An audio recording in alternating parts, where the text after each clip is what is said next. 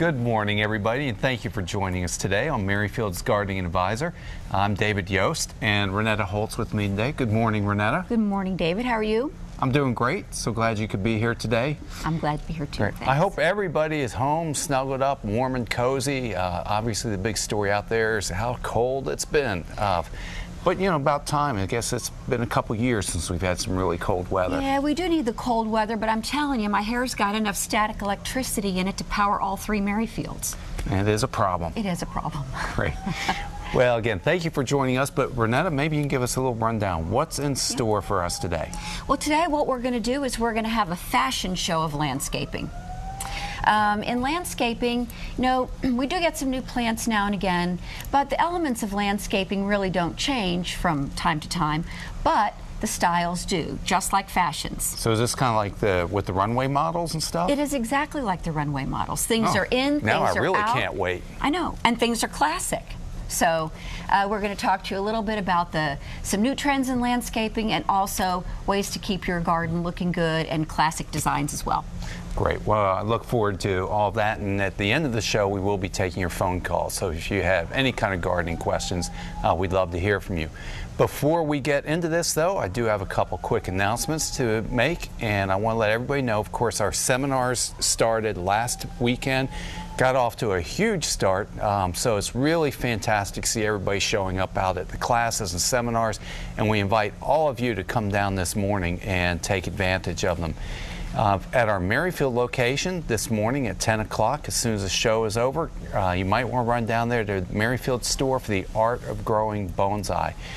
This is Chuck Croft with the Northern Virginia Bonsai Society. He's been growing bonsai, exhibiting, showing, teaching for years and years. Good friend.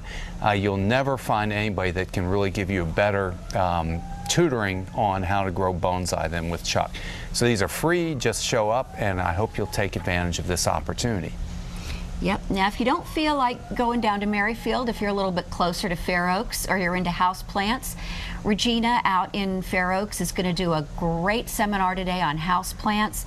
Our greenhouse is just full of beautiful, beautiful plants and tropicals to brighten your home, and Regina is a real expert, and she's very creative, full of great ideas.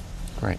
And then we also have the option of, at our Gainesville location, you might want to go listen to Amy Strunk, one of our very talented designers. Will be on the show with me next week, but she's talking about color and interest in the winter garden. Very, very appropriate for this time of year, especially with the snow out there. Like we always like to say, your garden is beautiful in all four seasons. Sometimes the winter's overlooked a little bit, but Amy's going to give you some great ideas how you can really enhance your garden for this time of year. So those are all great classes. Just take your choice, get down there, check it out. Of course, at the Gainesville location, we do have the cafe, which is wonderful. Maybe if you're able to get there early, grab yourself a little breakfast beforehand or stick around and have lunch afterwards. And then next Saturday, again, because these seminars will continue right up until April, next Saturday, what's going to be up there is Dramatic Garden Makeovers, Gardening Trends in 2013. Now, that's going to be Rob Woodman. It's not quite the same presentation as what you're giving today. No, right? No. In fact, today is just sort of the tip of the iceberg, and Rob's going to fill you in on all the details. And he's very, very talented and entertaining as well. And, of course, then this will be a repeat performance from Jonathan Cavalier on the fascinating world of orchids, because everybody enjoys that so much. So stop by the store to pick up a schedule of all the classes, or if you go to merrifieldgardencenter.com, all the information is listed there. Great.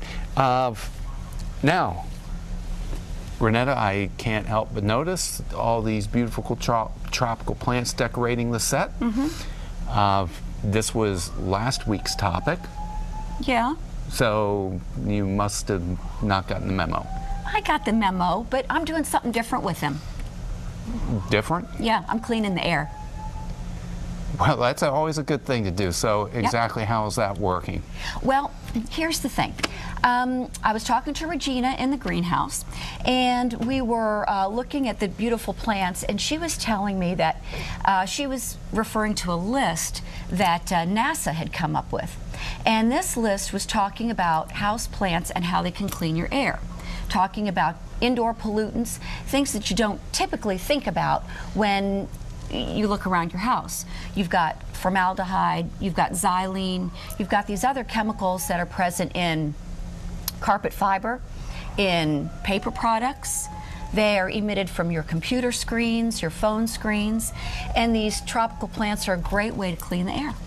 And so did you identify, or I guess NASA identified some that are more effective, or what you might call the best for cleaning the air? Right, and some of them are just a species, you know, sort of like a generic plant, but other ones are very specific, so you have to get particular ones to do the job. Well, I just brought up, I know this is one of my favorites. You know, I just love the Sansevieria, the mother-in-law tongue. Right. Again, I love them because I just love the form and shape of it, but also the durability and the ease of care. So this is a Sansevieria mother-in-law tongue. I understand that's on the list. That's on the list. I've actually brought 2 of them just because there's so many different colors and textures. David, you're holding one here, and then I'm going to move this one just a little bit.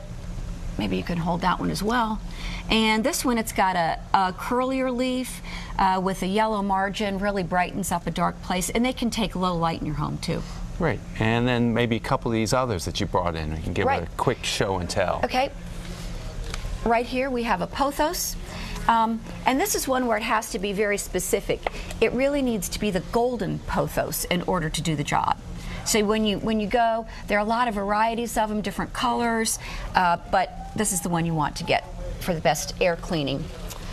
We also have spider plants. Yeah, we'll need to bring these over to show. Yep. Now this one has a little bit of a curly texture to it. I thought that was a cute one. Spider plant is also a great plant to clean pollutants out of your air in the house. So that's not just a bad hair day. I think it's supposed to be that way. No, it's curly. No, you're talking about the winter weather and the static charge. I thought maybe that was just having a tough time. It's a cute little hybrid. And then here's another one, Dracaena, which there are many varieties of, but in order to do the job, it has to be Dracaena marginata. And if you look at it, it's got kind of burgundy tips to the leaves, and that's really important. It has to be this particular variety. Exactly. So how does this fit with our gardening trends? Well, what was happening was I decided that I was going to do this seminar on gardening trends, which I thought was a really good idea, but then I kind of got overwhelmed because it's such a broad topic, and I thought, dadgummit, what was I thinking? So I was walking around Merrifield kind of whining a little bit about it, and I bumped into Regina, and she said, well, I've got something you can talk about. Every day people are coming in and talking about houseplants cleaning the air, and that's what they're looking for. So that's the first trend that we're going to talk about today, and after the break, we'll come back and talk about some more.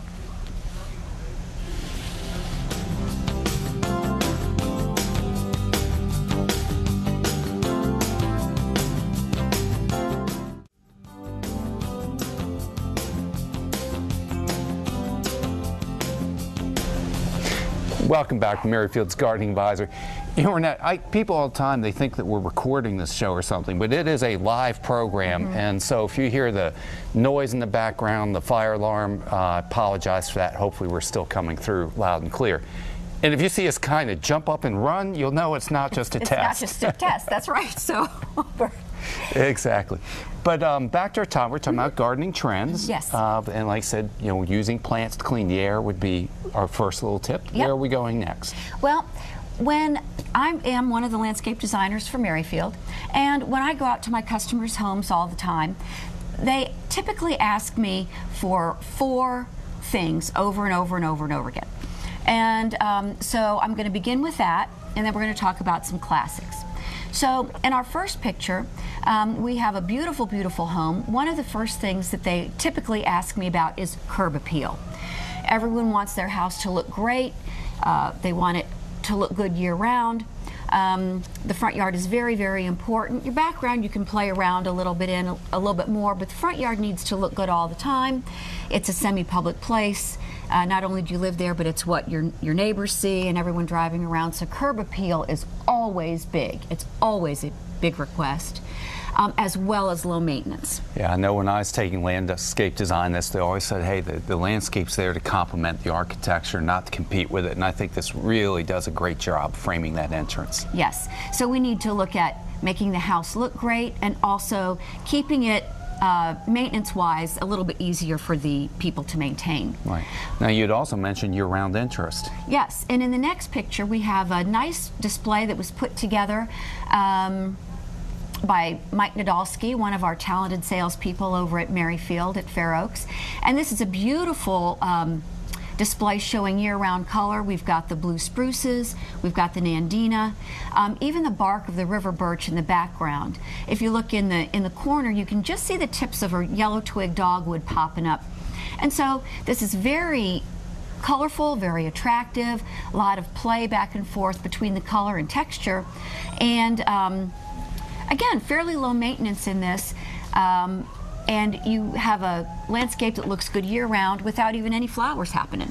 Yeah, and I know you'd mentioned to me also the fact that these plants are deer resistant, and that's driving a lot of your design choices and decisions. Yes, that's number 4 on the list of the top things that people ask me for. Plants have to be deer resistant in most cases in our area. The deer pressure is really, really bad, and so you don't want to keep fighting them, so it's better just to put things in that they tend not to go after. So we want curb appeal, we want year-round interest. What else are you hearing about? We're going to look at the classics. Asian-inspired gardens are a huge classic gardening trend. It's sort of like the Jackie Onassis of gardens. I mean, it's always been in style, it always will be in style. What I love about Asian-inspired gardens is if you have a tight space with your landscape and your property, most of the plants are dwarf, slow growing, not a lot of maintenance involved. It's usually you can keep it a little bit more sparse, it's a clean, neat look, and usually you can bring in elements of water, which is also a requested feature in landscaping. That's a constant. People always want some water feature as well. Yeah, and I may mention this is from the Lewis Ginter Botanical Gardens just outside of Richmond, so you can have this kind of look here in Virginia. Yeah, you have to scale it down a little bit, but that's probably the #1 classic look in gardening. And then we move on to butterfly gardening. This also is something that people ask me for all the time. Only the issue with butterfly gardening is people love their butterflies. They want to attract butterflies. They want to make it beautiful, but you will get other pollinators too, like bees. Well, that's a good thing. I mean, they're all beneficial insects, and we definitely need to provide for them in the landscape. And in terms of other classics? Okay, a great classic is fragrance gardening. We always get requests for that.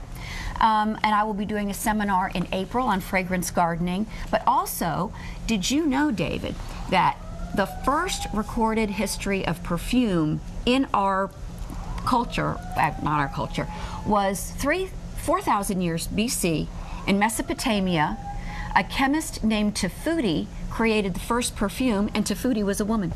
No, I had no idea. Yep, little historical trivia for you. Another trend that has been... Real quick, I'm going to interrupt here. Oh, okay, sure. Because I have to give a little plug, a commercial here for the Arlington Rose Foundation. They're going to be hosting a seminar that's open to the public on roses and the lost art of natural perfumery. That's going to be coming up on February 10th. From 2 to 4 in the afternoon. So I just wanted to give that little heads up out there. Okay. And we'll have more details when the actual time approaches. Sounds great. Now we're going to move into natives. Just very quickly touching on a few natives. Native gardening is very, very big. It's surging forward. And this is just an example of one of the beautiful natives, Calicarpa beautyberry, that you can have in your landscape, as well as the next picture of a cranberry viburnum. Viburnum are wonderful plants that will provide screening, cover for the birds, as well as food, a great way to attract wildlife to your garden. And also, there are a lot of hybrids. In the next shot, you'll see a witch hazel, and there's some hybrids that are natives that have been hybridized to maybe establish a little bit better and give you extra bloom time, fragrance, and color. I'd also like to touch on vegetable gardening. People are wanting to grow their own food. This is a picture of a vegetable garden that I created when I was a gardener at a private estate.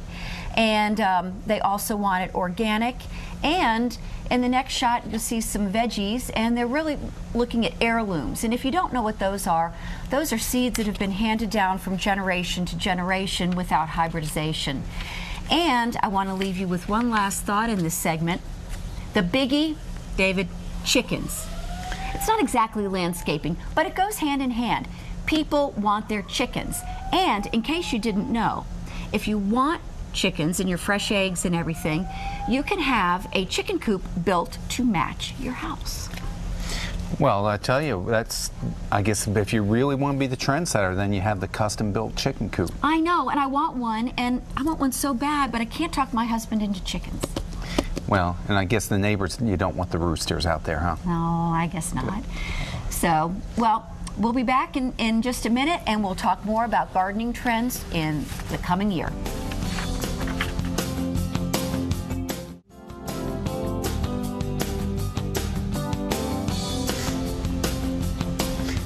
Okay, Renetta, we left off talking about chickens and chicken coops as one of our trends for 2013. Yes, we did.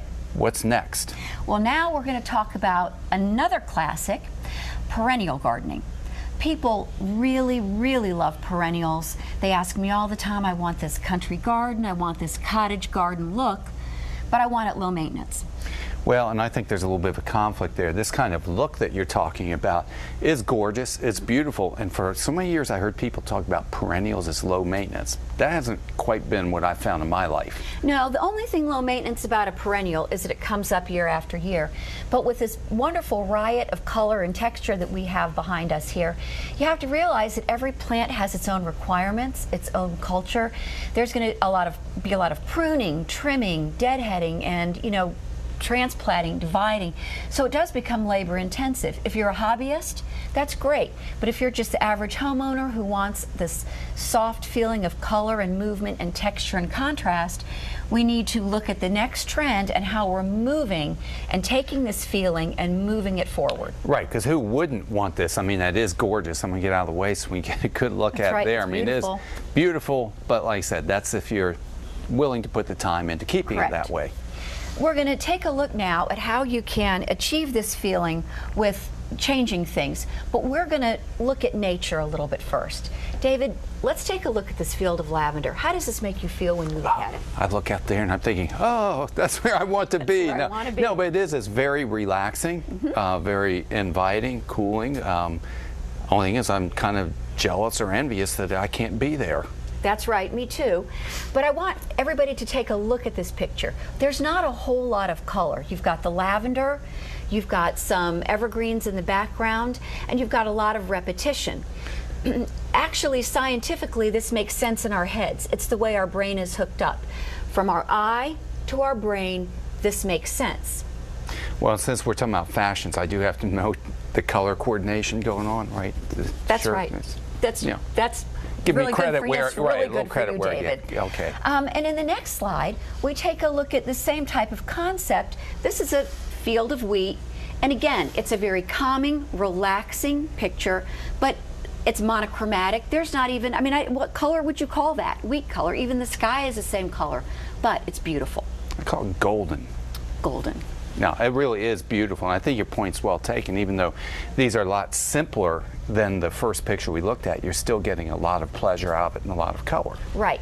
Now, I'm going to have everybody come with me on my vacation to Hawaii, and we're going to look at we're looking at a couple of tropical shots here, and I want to point something out here. Again, when you look at these pictures, I want you to now start thinking of taking a cue from nature. Nature does not plant in onesies and twosies. Nature plants swaths of things. Birds drop seeds, plants germinate from wind blowing the seeds around, they propagate from the roots, and in the next picture we're going to take it even one step further, combining the texture and color. Again, in the next slide you'll see everything is still green, it's fairly monochromatic.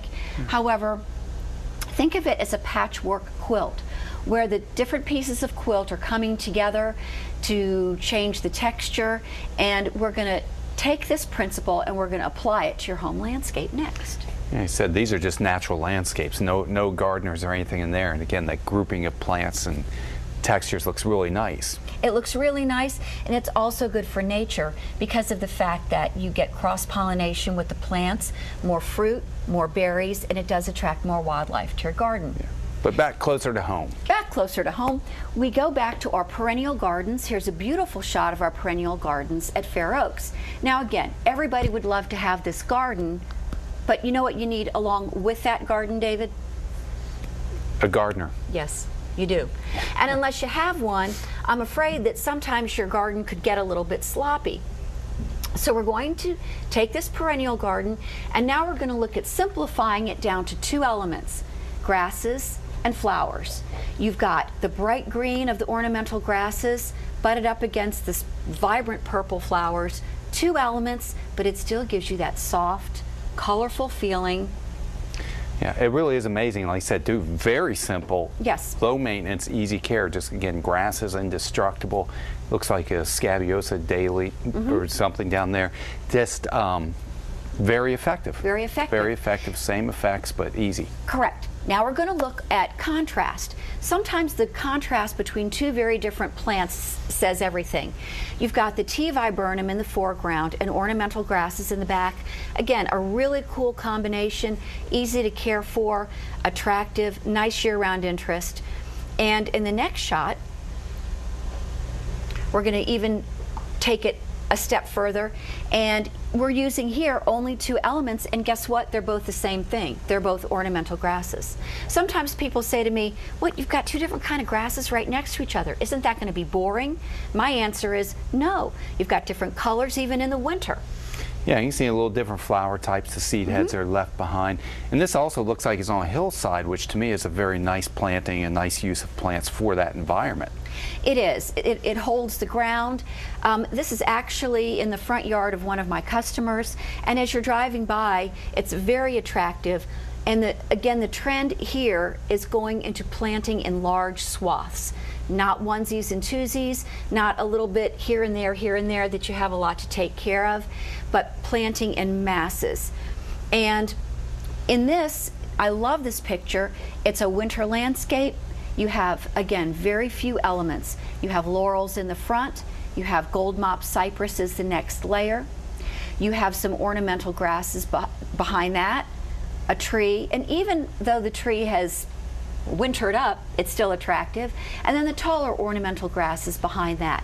Planting in large swaths, easy, great for the environment, great for nature, and it makes a beautiful year-round landscape. Excellent. So you really get the best of everything here. Like I said, that with these trends where some people do want things that look nice, have the seasonal interest, but also the lower maintenance and less care time to take care of it. Absolutely.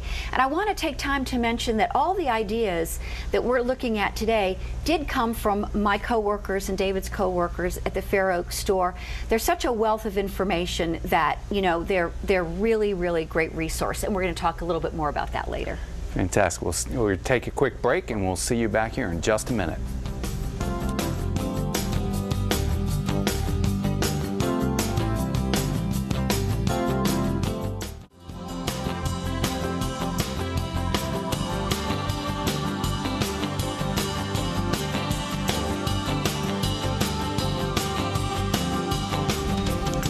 Thanks everybody for joining us here on your Saturday morning. I'm Merrifield's Gardening Advisor. Renetta and I have been here sharing lots of ideas. We started out talking about tropical plants to clean your indoor air. I've gone through everything from, like I said, different plants that you grow to chickens and ways to design your landscape. Now, a lot of this is driven by changes in our lifestyle. Yes. And particularly, we're going to talk about outdoor living now. We're going to talk a little bit about outdoor living and how people are using their living spaces. And there's been a big change in this. It used to be that everybody was in the back. They wanted their deck, they wanted to be fenced in, barbecuing in the back, but we're seeing more and more trends of people moving into the front yard. This past year I have done very many walkways with the request of bumping the walkway out into a seating area, especially if the family has small children. They can sit out there and watch the kids play in the front yard. People also don't have the time to socialize that they did before, so they want to come forward in their property. They don't always want to be in the back in private. They want to be in front, say hi to their neighbors as they're walking the dog, and just enjoy nature in the front yard. Right, and we also, I mean, there have been studies that show, hey, when you have a front porch, when you're out there and you get to know your neighbors, you have a safer, more secure community also, because you know each other and you know if something strange is going on as well. That's right. So this picture and then the next one you'll see are two of my customers, and these were two jobs that we did this year. Again, expanding the front walkway, making it more welcoming, telling people, please come to my home, come say hi, come sit down on my front porch and have a glass of iced tea and end up ordering a pizza and have a little camaraderie. He said, and if you wanted to put a little bistro setting out here, you would have the room Plenty to do of room. Absolutely. Yeah. I see opportunity for container gardens too, but I mean, that's getting a little bit ahead. You're jumping ahead. Something else that has been really coming to the front lately is fire features. We're doing a lot more fireplaces and a lot more fire pits. Again, it brings a warmth to the area. People can sit out on a chilly fall evening. I keep hearing, oh, campfires and s'mores. I think it sort of brings back a kind of a childhood thing to have a fire feature in the yard. So we're doing more and more fire pits in all different styles.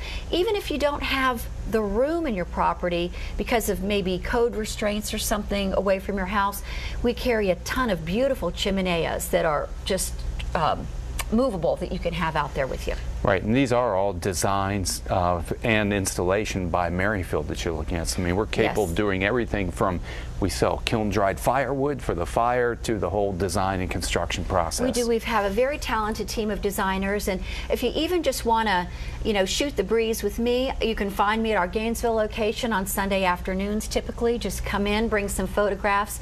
While it's cold outside, we can warm up inside at our cafe and chat about your landscape and plan forward for the spring. But won't that interrupt your taking inventory? Oh my gosh, we're so tired of taking inventory. You all would be doing us a huge favor if you come in and talk to us.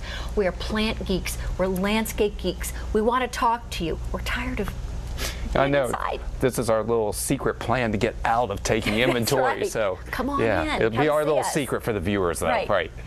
Another movement that we're talking about is they're not ditching their decks, but they're turning their decks into screened-in porches, in sunrooms. They may or may not be screened in, but the request I'm getting a lot is for covering for roofs. They want a ceiling fan to kind of move the air around. They want to use their outdoors year-round. So this is a beautiful tea house that was designed by one of our designers, David Nordoff, and it's a great element to add to your landscape. Yeah, absolutely. And of course, all the plantings around there really enhance it. But yeah, that's very, very inviting, and you feel like you could use that essentially 3 seasons out of the year at least. You could. And then also screened porches. Merrifield is doing a lot of screened porches as well now, enclosing decks, making a little sunroom for the back to sort of bring your living indoor space outdoors. Okay, moving on. Again, talking about moving and how people are moving. There is, again, a little bit of an urban resurgence. People are moving back into these areas. You know, they're building these town centers all over the place. Condos, townhomes clustered around shopping and entertainment. We're seeing a lot of that. And so consequently, properties are a little bit smaller. One thing that we are seeing a lot of is annuals, while still used in your planting beds, seem to be jumping out of the planting beds and jumping into containers more and more often. Right, and of course, and it's not just annuals. We love the annuals for the color, but perennials, even trees and shrubs. Just all these plants, you can find containers in different sizes and work well in this use. Yes, so very colorful in a very tight space. You can also see in the next shot, we've got container gardening that's going vertical. I'm blocking that. I'm going to step out a little bit too. Vertical is the hot topic right now. You're going to hear it over and over and over again. It's been happening in Europe for quite some time.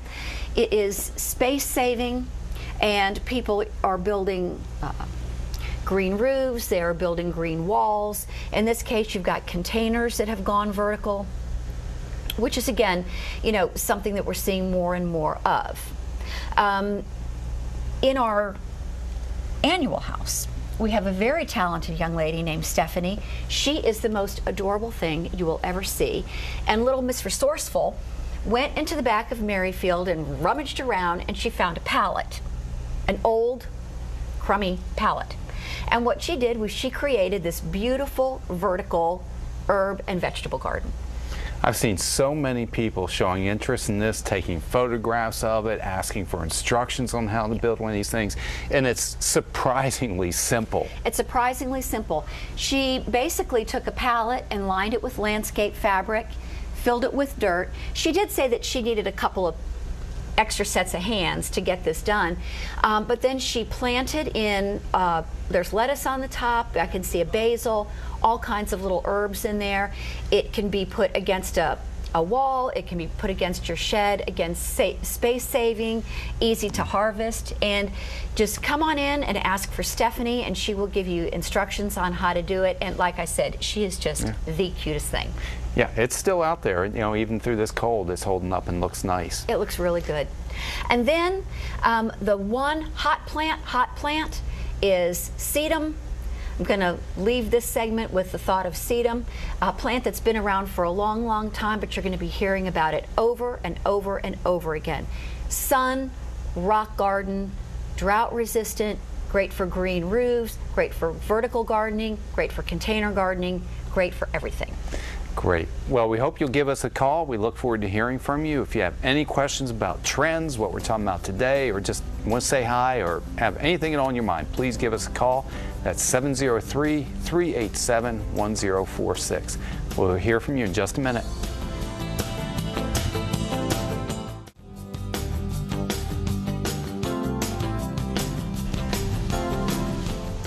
Great. Well, this is part of the show. We get to hear from you, and our first caller is Rose, calling in from Sterling. How are you doing today, Rose? I'm doing awesome. How are you guys? Good morning, Great. Rose. Good morning. Now, you have to be calling about roses, right? No, not this time. I mean, you have to make some comment about that. Of course. Garden show, Rose for calling in, and again, yeah.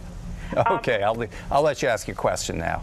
My question is, I got 2 presents of these orchids that you're supposed to put an ice cube in, and I want to know how to care for them, and will they bloom again? They're gorgeous. I love them. And that was the instructions, to put an ice cube in every other day or something like that. Right. Have you heard of those? I have. I think it's in, if I'm hearing you correctly, is there a sort of a self-watering pot? Does this have like a wick inside the pot? Yes. Yeah, those I've never actually used those, but I've spoken to other people who have been very successful growing them just the way it's instructed. Apparently, you know, because orchids don't need a lot of water, they can go almost completely dry. So just an ice cube or 2 a day doesn't seem like much, but that is enough to support the orchid. So that's a nice way to grow them. I'm guessing this is probably what's called a phalaenopsis orchid, where you got these thick leaves at the bottom and it comes up on a tall stalk with the flowers. Is that correct? That's exactly what it is. Yeah. They have a good long bloom time. They'll flower sometimes for 6, 8, even more, to up to 12 weeks at a time. When that flowering has finished, you can just remove the entire flower stalk. It will go through a rest period, and then to get it to rebloom, what it needs is warm days and cool nights. So a lot of times, if you're able to take it outdoors during the summertime, you know, we're talking about May, June, when all chance of frost is past, if you can find a bright but no direct sun kind of environment, keep it outside. It really appreciates being outdoors with the higher humidity. That gives you that warm, cold temperature differential, and then when you bring it back inside, it will trigger it into flowering. Oh, great. So I'm so happy, because I really wanted to see it bloom again. Surprisingly easy to care for. Good. I always thought orchids were not. So. Oh, well, that's changed. A lot's changed with them, and if you can make it to Jonathan's class next week, I'd really encourage you to do that. I was listening to that. I was thinking that would be a good idea. Yeah, he can go into more detail with it, and he'll get you hooked on growing them. Awesome. Well, I appreciate it, guys. Thanks so much. All right. Thanks for the call. Have a good weekend. You too. Good morning. And our next call is calling. I know you've got a calling in from Alexandria by Mr. Name. Belle? Belle. Bill. Oh, Adele. how are you? Okay, how are you doing today? Fine, thank you. I'm late. I know. I really would like to do. If it is too late to put the bulbs in. It's getting, you know, we really had I know, we really had a warm fall. And we actually were able to put bulbs in for a longer time period than usual. But with this cold snap that we're having, I'm not certain if they would sprout. What do you think, David? Yeah. Well, it's kind of a yes and no answer is the way I would put it. I have planted daffodils as late as February and still had them bloom. I think if it's tulips, it's probably a waste of time. It's too late to go in there. But some of the early spring bloomers, which could be like daffodil, crocus, hyacinths, you are definitely late. But if you get them in the ground before February, I still give you at least a 75% chance of success with them. Okay, great. Thank you. Okay, thank you. Thanks for watching and thanks for calling. And let's see, who's our next caller? Judy? Judy? Hi, yeah. How are you doing, Judy? I'm okay. How are you? All right. We're staying warm inside. How, you staying warm? Oh, yes. Yeah. I have a euphorbia. I think some people call it a pencil plant. It's a very weird-looking, architectural-looking plant, and I love it. Yeah. It lasted for 4 months when I was in the hospital and in nursing rehab without water. But it's growing tremendously, and I don't quite know what to do with it. People have asked for cuttings, and I've tried, you know, it has that white stuff that comes out when you cut it. Right. And I've tried rooting it in water or in soil, and I can't seem to get it to grow. And I don't know how to give people little pots of it. Yeah, that's it's a little bit trickier to grow because what's going to happen is the roots are going to grow from a node that's on there. So this plant, if you look at it, there's sort of segments or sections of it. Yes. And right where that little section is, that's where the node is. That's the point where roots will develop. So you need to make sure that when you cut it, you actually have one of those nodes present on the plant. And then I would not try to root it in water. I'd take that cutting, dip it in a rooting hormone, and then try to root it in a well-drained mix. Could be something like Pro Mix, or even a mix of half peat and half sand. But you do need to make sure you get one of those nodes on there where you actually, when you take the cutting. I see. I probably did not have sand. Right, it has to be very well drained. If you put it in water, it's just going to rot. But if you put it in a mix of peat, half sand, half peat, that should work for you. Okay, great. Thank you so much. Okay, thank you. That is an interesting plant to grow. Good. Well, let's see. Who's our next caller? Diane from Bowie, Maryland. Diana. Yep. Hi there. Hi. How are you doing? Good morning. I'm great, thanks. I was a little surprised. I thought I was another caller, but I have a quick question. You're talking about hot plants for the upcoming, planting season, and our garden club is going to be having a plant sale, and we were just talking last night about what are the new hot plants coming out that we can ask our suppliers for that we know will sell and make our little fundraising profit. Besides the sedum, any ideas you guys have in some perennials? Well, that's good. That's sort of right in fitting with today's topic. I'm trying to think what I would call hot plant. Of course, there's in the shrub section, we have the whole thing of more reblooming, reflowering plants, both in terms of, hydrangeas are rebloomers and azaleas are rebloomers. I guess in perennials, there's iris and daylilies have been around a long time reblooming. Also the hardy gardenias. Yeah, there are hardy gardenias now. People love the tropical greenhouse gardenias, but we've got ones that are quite hardy outside and in most cases fairly deer resistant as well. So that's a biggie too. That's a huge issue. And People it's always evergreen. ask us. So hardy gardenia and then maybe some of the newer hydrangeas. Right, that's more in the shrub section. In terms of perennials, I would say there's still a lot of debate that goes on with native plants. We talked about that briefly, but there is a lot of interest in plants for native plants, plants for pollinators. But what we're seeing a lot of are cultivars or selections or even hybrids with native plants that people are really loving and performing well in the garden. These could be, echinaceas coming out in every color that's under the sun. So I would also steer you in that direction. I'm a big native plant person, so I go right along there with you. Great. Right. Great. All right. Well, thank you so much. Appreciate your time. Okay, thank you. We're going to have to take a quick commercial break right now, but when we come back, we look forward to hearing more of your phone calls.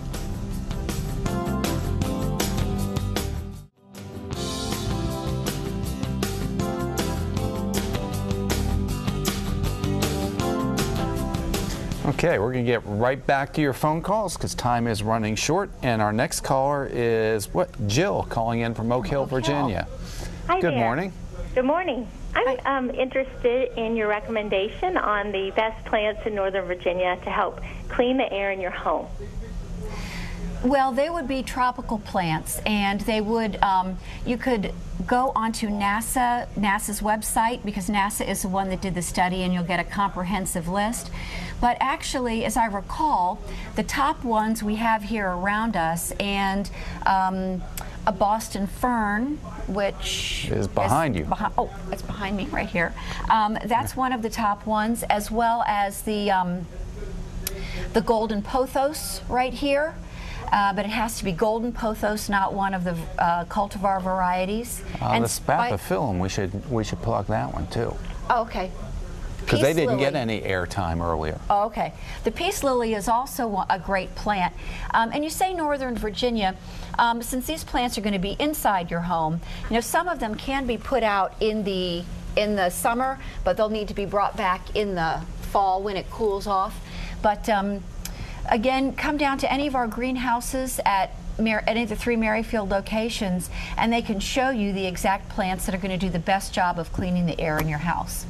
Yeah, and I thought it was interesting, I was looking at on the website, there are some plants that do on specific chemicals, so I think that you can even identify, you know, if you have a lot of computers in your room or something, you know, you might even be able to fine-tune specifically to whatever toxin is in the house. Exactly. The literature from NASA does list specific pollutants in your home, where they come from, and then which plants are the best plants to remove those, so you can kind of fine-tune it to your, you know, to your own situation.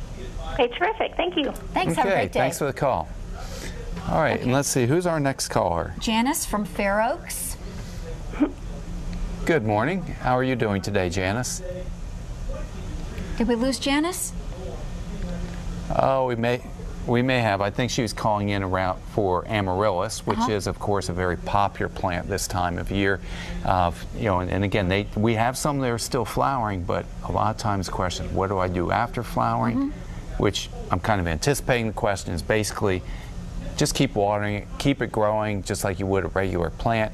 And then probably around October is when you're going to cut off all the water and put it into a dormancy, because you do have to go through rest period to get it to rebloom. So I know she was calling about amaryllis, but let's see, do we have any other callers out there? Okay. Good morning. All I got was somebody calling in from Washington, D.C., but I missed the name. Birdie. Yes. Well, Yes, how are you doing? Name. Hi. How you this morning? Great. I'm calling. I was telling the lady my garden's very established, and I usually have no problems.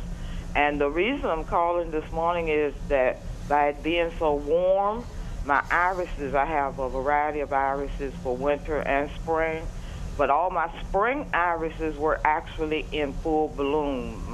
The dark purple, the white with the speckled, all of them were in bloom when the cold hit.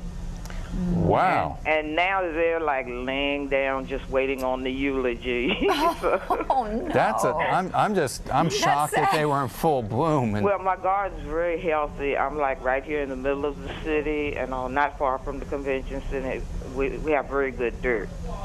But my question was, how's that going to affect like the spring bloom? Because my irises are like late February, almost through May. I really have iris bloomings all year round, but the winter irises were out the dark purple, but my purple and white ones were in full bloom. I mean, they were beautiful. I think you had your bloom of those irises. Unfortunately, you know, as I mentioned before, we had such a warm fall. I had lots of phone calls. My trees are starting to bloom and my bulbs are starting to come up. You know, I want to stop it. I want to stop it. I want it for spring. And, you know, as much as we looked and shook our heads, we can't stop nature. And unfortunately, we did get some of those bulbs and your iris is blooming. So I hope you got to enjoy them for a few days before this weather hit. We had almost about 5 days of beautiful purple and white and lavender blooms over here. It was really warm. Oh, well, I'm glad you got to see them a little bit. I'm glad you were home to see them, and then hopefully some of your other spring bloomers will come in full bloom when they're supposed to, and you can continue having your irises blooming year-round. What a treat.